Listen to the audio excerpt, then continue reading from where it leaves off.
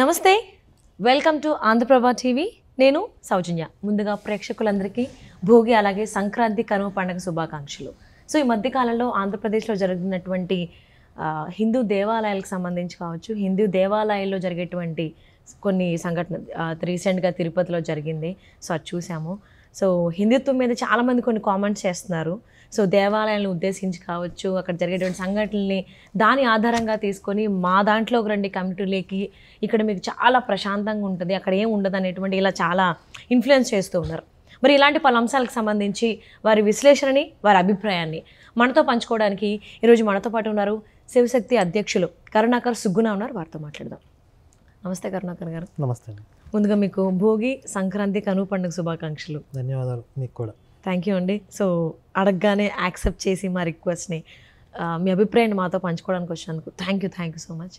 అంటే తిరుపతిలో రీసెంట్గా రామానాయుడు స్కూల్లో వైకుంఠ ఏకాదశి, సో హిందువులకి ఎంత ప్రాముఖ్యత, ఎంత ఇంపార్టెన్స్ ఇస్తారో దానికి మనందరికీ తెలుసు. సో ఆ వైకుంఠ ఏకాదశి దర్శనం కోసం టోకెన్ల కోసం వెళ్తే అక్కడ తొక్కిసలాట జరిగింది, 6 చనిపోవడం జరిగింది, ఇంకొంతమందికి దెబ్బలు కూడా తగిలాయి. సో ఆ సంఘటన కనుక మనం చూసుకున్నట్లయితే అది మానవ తప్పిదం అంటారా, లేకపోతే దేవుడు కోపం వచ్చిందా, అసలు భక్తులను ఎందుకు దేవుడు రక్షించలేదని మీరు అనుకుంటున్నారు? ముందుగా ప్రేక్షకులందరికీ భోగి సంక్రాంతి శుభాకాంక్షలు. ఈ సంక్రాంతి సంతోషాలు కొంతమంది భక్తుల జీవితాల్లో లేకుండా ఈరోజు వాళ్ళ జీవితాల్లో బాధ దుఃఖం ఉన్నందుకు మనం కూడా కొంత దానికి బాధ్యత వహించాలి. మనం అందరం కూడా అంటే ఎలాంటి వ్యవస్థలో మనం ఉన్నాం, ఎలాంటి వ్యవస్థ హిందూ దేవాలయాలను ఆర్గనైజ్ చేస్తుంది అనేది. దీనికి ప్రధానంగా టీటీడీ ఈఓ, జేఈఓ వాళ్ళు బాధ్యత వహించాలి. ఎగ్జిక్యూటివ్ ఆఫీసర్ కదండి, ఒక IAS rank officer just 1,00,000 tickets, 1,00,000 tokens మీరు డిస్ట్రిబ్యూట్ చేయలేక కొంతమంది చావుకి కారణం అయ్యారంటే అది దారుణమైన ఫెయిల్యూర్, మానవ తప్పిదం ఇది. ఇప్పుడు చంద్రబాబు గారు కొంతమంది అధికారులని సస్పెండ్ చేశారు, మంచిది. అంటే ఎలాంటి తప్పు మళ్ళీ జరగకుండా ఒక స్ట్రిక్ట్గా ఇన్స్ట్రక్షన్స్ ఇచ్చారు.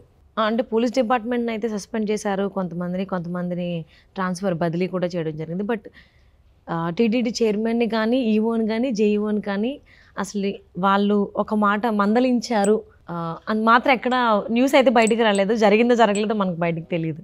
ఎలాంటి వార్తలు వస్తున్నాయంటే చైర్మన్ ఈఓ వాళ్ళిద్దరూ వాదులాడుకుంటున్నారు, నీ తప్పు అంటే నీ తప్పు అని చెప్పి. కానీ ప్రధాన బాధ్యత ఈఓ మీదే ఉంటుంది అని మనం భావించాలి. పవన్ కళ్యాణ్ గారు కూడా చెప్పారు ఈఓ జేఈఓ ప్రధానంగా బాధ్యత వహించాలి అని చెప్పి. మరి వాళ్ళిద్దరిని వదిలేసి మిగిలిన అధికారులను సస్పెండ్ చేసినంత మాత్రాన పూర్తిగా యాక్షన్ తీసుకున్నట్లు కాదు అనే మేము భావిస్తున్నాం.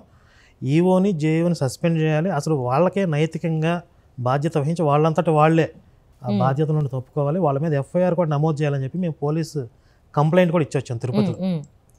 ఎందుకంటే అది పొరపాటున జరిగినటువంటి ప్రమాదం కాదు, ఆర్గనైజింగ్లో జరిగిన లోపాల వల్ల జరిగిన హత్యలు అని భావిస్తున్నాం. ఎందుకంటే మేము గ్రౌండ్ రిపోర్ట్ తీసుకున్నాం, అక్కడికి వెళ్ళి బాధితులతో మాట్లాడాం, హాస్పిటల్కి వెళ్ళాం. అక్కడ వాళ్ళు చెప్పిన విషయాలు మధ్యాహ్నం 2 గంటల నుండి ఆ పార్కులోకి అలౌ చేశారు, ఆ కౌంటర్ దగ్గరికి అలౌ చేశారు. జనాలు ఎక్కువ వచ్చారని చెప్పి ఆ పద్మావతి పార్కులోకి పంపించారు. రాత్రి 9 గంటలకి 10 గంటలకి టికెట్స్ ఇవ్వడం మొదలుపెట్టారు. అంటే ఇప్పుడు కౌంటర్స్ ఎక్కడెక్కడ ఏర్పాటు చేశారు, ఏ టైమింగ్స్లో టికెట్స్ పంపిణీ చేస్తున్నారు, ఈ వివరాలన్నీ స్పష్టంగా విడుదల చేయాలి కదా, భక్తులు తెలియాలి కదా. మీరు రాత్రి 9ంటికి 10ంటికి టికెట్లు ఇవ్వాలి అనుకున్నప్పుడు 2 గంటల నుంచే ఆ భక్తులను ఎందుకు అలౌ చేశారు? అక్కడ 2 గంటల నుంచి ఆ పార్కులోకి పంపించేసి 9 గంటలు 10 గంటలు వాళ్ళని పట్టించుకున్న నాదులు లేడు, వాళ్ళకి మంచినీళ్ళు ఇచ్చిన వాళ్ళు లేరు, అక్కడ టాయిలెట్స్ లేవు. అక్కడ ఆ సఫికేషన్లో అన్ని గంటల పాటు ఉండిపోయినటువంటి జనం ఒక్కసారిగా ఓపెన్ చేశారు, స్టార్ట్ అయ్యింది టికెట్స్ ఇవ్వటం అని ఆ తోపులాట జరిగింది. అవును, ఇది క్లియర్గా ఆర్గనైజింగ్లో లోపం. సో అంటే ఇది ఖచ్చితంగా మానవ తప్పిదమే అంటారు. 100%. సో మరి అంతమంది భక్తులు దేవుణ్ణి చూడడానికి వచ్చారు, ఆయన దర్శించుకోవడానికి వచ్చారు. సో అయినా కానీ దేవుడు రక్షించలేకపోయాడు, ప్రాణాలు కోల్పోయేదాకా అసలు పట్టించుకోలేదు అనేటువంటి ఇది నెగిటివ్ వేలో తీసుకుని వెళ్ళి కొంతమంది కమ్యూనిటీ వాళ్ళు సో దీన్ని పాజిటివ్ వేలో వాళ్ళకి అనుకూలంగా మాట్లాడుకోవడం జరుగుతుంది. భగవంతుడు ప్రతి విషయంలో ఆయన కలగజేసుకోడు కదా. టీటీడీ వ్యవస్థ ఫెయిల్ అయిన దానికి వాళ్ళ చేతగానితనాన్ని, వాళ్ళ అసమర్థతని భగవంతుడు ఎందుకు కప్పిపుచ్చుతాడు? వాళ్ళ అసమర్థత, వాళ్ళ చేతగానితనం వల్ల ఈరోజు ఘోరం జరిగింది. ఇప్పుడు భగవంతుడు వచ్చి దాని నుంచి కవర్ చేసేసి వాళ్ళకి సేవ్ చేయాలా, ఆ అసమర్థులను కాపాడాలా? అంటే ఎవరో చేసిన తప్పుకి శిక్ష వేరే వాళ్ళకి పడింది కదా. అది శిక్ష అని మనం అనుకుంటాం. శిక్ష అని మనం ఎందుకు అనుకోవాలి? అంటే తప్పు చేసింది ఆ పోలీసులు కావచ్చు, జేఈఓ ఈఓ వాళ్ళు కావచ్చు, కానీ వాళ్ళకేం కాదు, they are safe, they are in safe zone. కాకపోతే వచ్చిన భక్తులు ఎవరైతే ఉన్నారో దర్శించుకోవాలి వైకుంఠ ఏకాదశి రోజు, వాళ్ళకి ఎఫెక్ట్ అయింది. ఇప్పుడు మనం ఈ విషయాన్ని ఎలా చూడాలి అంటే భౌతికంగా చూస్తున్నారా, మీరు ఆధ్యాత్మికంగా చూస్తున్నారా? అంటే కొంతమంది, అందుకే అన్నా, కొంతమంది కమిటీ వాళ్ళు దీన్ని వాళ్ళకి పాజిటివ్ వేలో, మీ దేవుడు అక్కడికి వెళ్ళినా కానీ పట్టించుకోలేదు, వదిలేశాడు, ఇంతమంది చనిపోయారు, ఇంతమందికి దెబ్బలు తగిలాయి అని చెప్పేసి అని వాళ్ళకి అనుకూలంగా దాన్ని మలుచుకోవడం జరుగుతుంది. అలా చెప్పే వాళ్ళ ప్రార్థనా మందిరాల్లో చావులు జరగలేదా? వాళ్ళ దేవుడు కాపాడేటప్పుడు వాళ్ళ చర్చిల్లో బాంబు, అది బయటికి చెప్పరు కదా వాళ్ళు, న్యూస్లో వచ్చినాయి కదండి. నేపాల్లో ఒక చర్చిలో బాంబులు పెట్టి చంపేశారు, చర్చిల్లోనే చిన్నపిల్లలు హత్యలు జరిగినాయి అని చెప్పి శవాలను పాతి పెట్టారని చెప్పి కెనడాలో బయటకు తీస్తున్నారు. చర్చిల్లోనే రేపులు జరుగుతున్నాయి. అది అది అందరికీ తెలిసిందే. మరి ఇంతమంది బాధితులను వాళ్ళ దేవుడు ఎక్కడ కాపాడుతున్నాడు? అదే అంటున్నా, అంటే వాళ్ళ తప్పులు బయటకు చెప్పట్లేదు, వాళ్ళు చెప్పరు కూడా. ఎన్ని జరుగుతున్నాయో మన హిందువులందరికీ తెలుసు. మనం ఎంతవరకు ఉండాలో, ఎంతవరకు మాట్లాడో మనకు ఒకటి జ్ఞానం అంటారు. ఇంకా అచ్చు తెలుగులో చెప్పాలి అని అంటే జనరల్గా మనం మాట్లాడే ఇంగిత జ్ఞానం అంటారు. ఇంగిత జ్ఞానం ఉన్నోడికి ఎక్కువ చెప్పాల్సిన అవసరం లేదు. సో మనకు అదంతా ఉంది కాబట్టి మనం ఎంతవరకు మాట్లాడాలో అంతవరకు మాట్లాడదు. కానీ వాళ్ళు మన హిందూ దేవాలయాన్ని ఉద్దేశించి, సో అక్కడ ఏవైనా కొంచెం ఎక్కడైనా పొరపాట్లు జరగకుండా ఉండవు, మనిషి ఎవ్వరు కూడా తప్పు చేయకుండా ఉండడు. సో అక్కడ ఏదో ఆలయానికి సంబంధించిన ఈవోలు జేఈఓలు ఆర్గనైజింగ్లో కొన్ని పొరపాట్లు దొలడం వల్ల, లేకపోతే అక్కడ ఉన్నటువంటి క్రౌడ్ ఎక్కువ అవ్వడం వల్ల, అంటే ఓవర్ క్రౌడ్ అయిపోయినా కానీ దాన్ని మనం దేవుడి మీదకి తొయ్యలేం.